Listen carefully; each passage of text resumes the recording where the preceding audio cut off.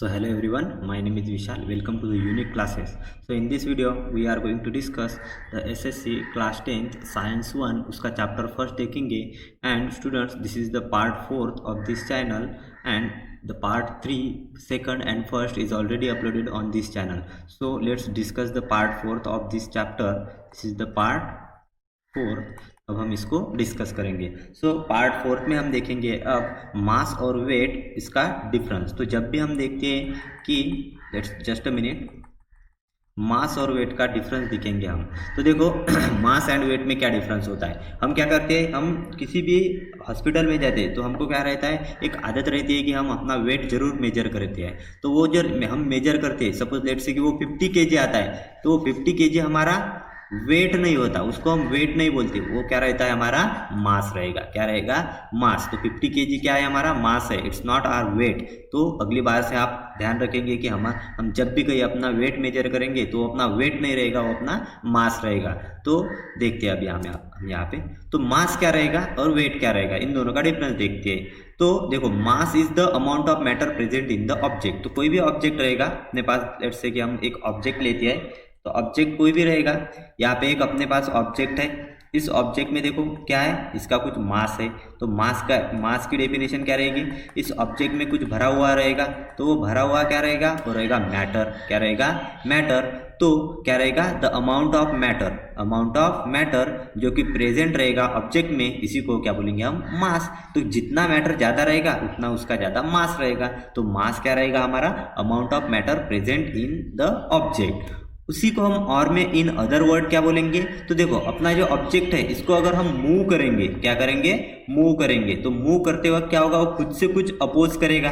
क्या करेगा, अपोज करेगा, और इसी अपोज को हम बोलेंगे इनर्शिया। क्या बोलेंगे, इनर्शिया।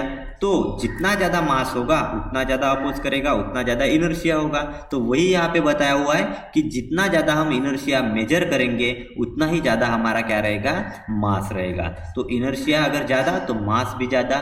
तो मेजर करेंगे हम इनर्शिया तो हमारा मास ऑलरेडी आ जाएगा। तो देखो यहाँ पे लिखा हुआ है कि न्यूटन्स के फर्स्ट लॉ के अनुसार it is the measure of inertia. Mass क्या है, मेजर ऑफ इनर्शिया, तो उसको हम बोलेंगे मास। वही हम देखेंगे अब वेट। तो वेट क्या रहता है, कोई भी ऑब्जेक्ट अपने अर्थ पर रहेगा, तो अर्थ पर रहेगा तो उस पर क्या रहेगा, एक जी लगेगा। जी मतलब एक्सेलरेशन ड्यू टू ग्रेविटी लगेगी उस पर। तो एक्सेलरेशन ड्यू टू ग्रेविटी की वजह से एक फोर्स आएगा। क्या आएगा, फोर्स, जिसको हम वेट की वजह से भी बोलते हैं, एक फोर्स आएगा। और उसकी वैल्यू क्या रही थी, अपना मास, जिसको हम मल्टीप्लाई करेंगे जी, एक्सेलरेशन ड्यू टू ग्रेविटी। तो अभी देखो हमारा मास हमने मेजर करा था, वो निकला था 50 kg। तो जी, तो एफ की वैल्यू मतलब ये रहा है अपना मास। तो वेट की वैल्यू हम निकालेंगे यहाँ पे। तो वेट की वैल्यू कितनी रहेगी, उसी मास को 50 को हम 9.8 से मल्टीप्लाई करेंगे। तो 9.8 से मल्टीप्लाई करने के बाद 480 आ जाएगा, और उसका ऐसा यूनिट क्या रहेगा, न्यूटन। तो this 480 will be our mass and this 50 kg will be our, नहीं, ये जो 490 न्यूटन रहा, तो 490 न्यूटन हमारा क्या रहेगा, वेट रहेगा।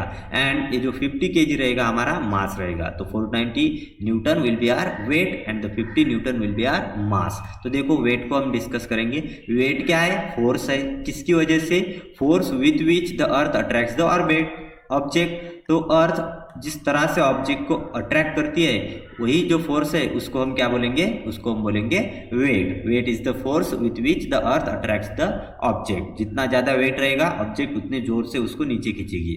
उसके बाद the force on the object, और अभी हम नीचे खींचेगी ऑब्जेक्ट को अर्थ, तो नीचे खींचेगी तो किस वजह से, फोर्स की वजह से। वहाँ पे एक फोर्स लगाएगी, तो वो फोर्स क्या रहेगा, force is equals to m into g रहेगा। तो उसका ऐसा यूनिट देख लेते हैं हम, वेट का ऐसा यूनिट न्यूटन, वहीं पे मास का ऐसा यूनिट क्या रहेगा, केजी। वेट जो है, वेट है हमारा वेक्टर क्वांटिटी, क्यों, क्योंकि वो नीचे डाउनवर्ड जाएगा, उसकी डायरेक्शन रहेगी पर्टिकुलर, उसका मैग्नीट्यूड भी होगा। लेकिन स्केलर जो है मास रहेगा, स्केलर क्वांटिटी, क्यों, क्योंकि मास का डायरेक्शन नहीं है, कुछ मास चारों तरफ स्प्रेड है, उसका कुछ पर्टिकुलर डायरेक्शन नहीं है, इसीलिए mass is a scalar quantity. उसके बाद वैल्यू, मास की वैल्यू सेम रहेगी, मास की वैल्यू कभी भी चेंज नहीं होगी।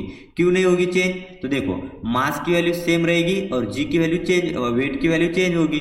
तो मास में सिर्फ मास ही आता है, लेकिन वेट में देखो क्या आता है, वेट में मास भी आता है और एक्सेलरेशन ड्यू टू ग्रेविटी मतलब जी की भी वैल्यू आता है। तो जी हमने पढ़ा था, जी वेरी करता रहता है। और जी का फॉर्मूला क्या है, जी का फॉर्मूला है gm/r², जिसमें यम क्या है, m is the mass of planet. तो अलग अलग प्लेनेट पे अलग अलग मास रहेगा प्लेनेट का, तो उसकी वजह से जी की वैल्यू वेरी करेगी। तो जी की वैल्यू वेरी करेगी तो बाय डिफॉल्ट डब्ल्यू की वैल्यू भी वेरी करेगी। डब्ल्यू मतलब अपना वेट, तो वेट की भी वैल्यू क्या वेरी करेगी।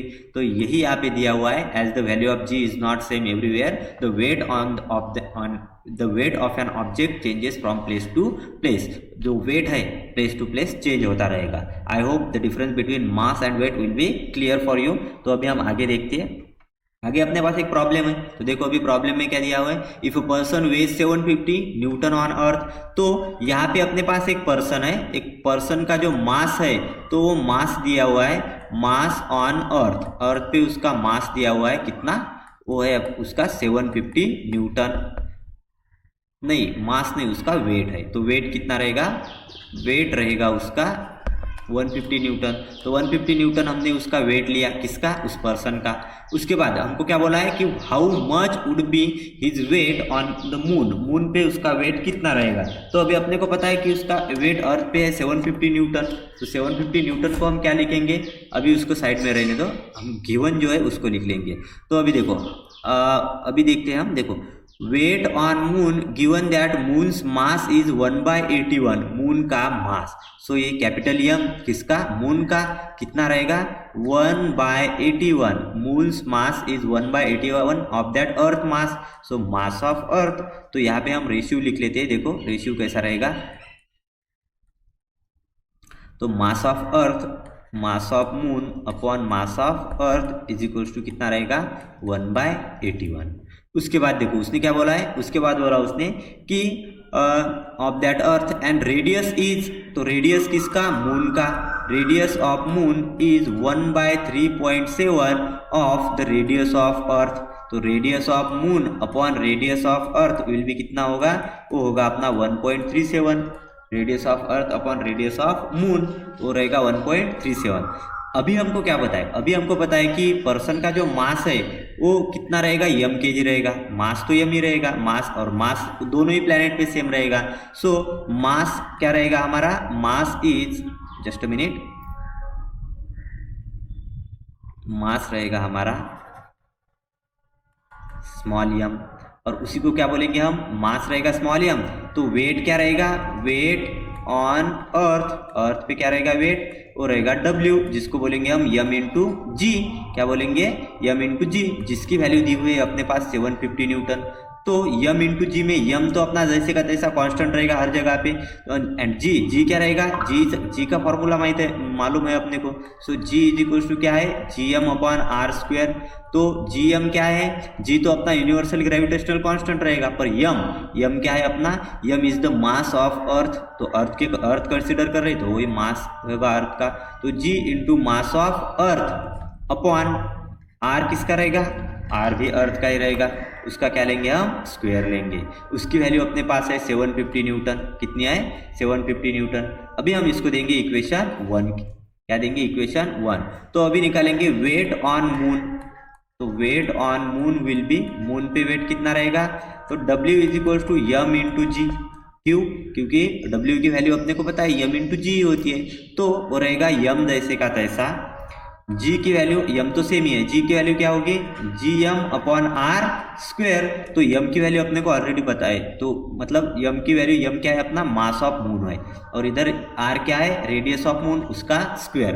तो अभी देखो अपने पास क्या हुआ है, यहाँ पर से हम यम निकाल लेंगे, इसको ऐसे लिख लेते, देखो यहाँ पर हम यम निकाल लेंगे, यम इज इक्वल्स टू क्या रहेगा 750 इंटू RE का स्क्वायर डिवाइडेड बाय GME, यम is the mass of earth. अभी यही यम यहाँ से निकाल के हम इसमें पुट करेंगे, तो हमारा वेट क्या रहेगा, तो वेट रहेगा, देखो वेट रहेगा, वेट ऑन मून, इसको W बोलूंगा मैं, WT, weight on moon will be, देखो यहाँ पे just a minute, weight on moon रहेगा अपना क्या रहेगा, यम की वैल्यू है अपनी 750 इंटू RE का square divided by G into m e into g जैसे का तैसा, mass of moon divided by radius of moon, इसका क्या लेंगे हम, स्क्वायर लेंगे। क्या लेंगे, स्क्वायर लेंगे। तो आफ्टर स्क्वेयरिंग क्या होगा, अभी देखो जी जी कैंसिल होगा, तो यहाँ पे क्या होगा 750 इंटू रेडियस ऑफ अर्थ उसका square divided by mass of moon उसका स्क्वायर, इन दोनों का हम रेशियो लेंगे।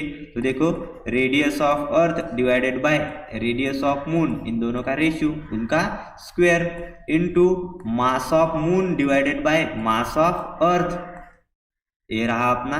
अब देखो रेडियस ऑफ अर्थ अपन रेडियस ऑफ मून, इन दोनों का रेशियो है, ये जो उल्टा है उसको सीधा कर दो, उसको क्या होगा वो 3.7।